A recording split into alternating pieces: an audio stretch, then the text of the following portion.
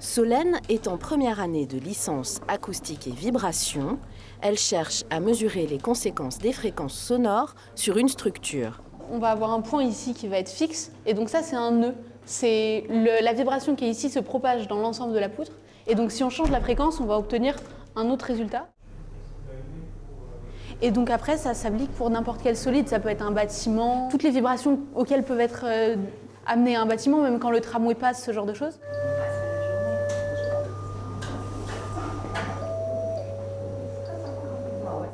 Au LOM, ou laboratoire d'acoustique de l'Université du Mans, le son est un objet de curiosité. Et quoi de mieux pour le mesurer qu'une batterie de haut-parleurs dans une salle sourde ou semi-anéchoïque. Donc ici, on va piloter chaque haut-parleur pour faire des champs acoustiques spécifiques qui nous intéressent, qui peuvent reproduire des excitations qu'on aurait dans l'industrie. Les murs de cette salle, ce sont des dièdres qui sont faits en mousse. Et donc ils ont une fonction particulière. Quand un son arrive sur ce matériau, il va être complètement absorbé. Le campus du Mans est doté de 3 salles de ce type. On trouve la plus grande au centre de transfert de technologie à 2 pas du LOM. Des concerts y sont même organisés dans le cadre de la Biennale du son.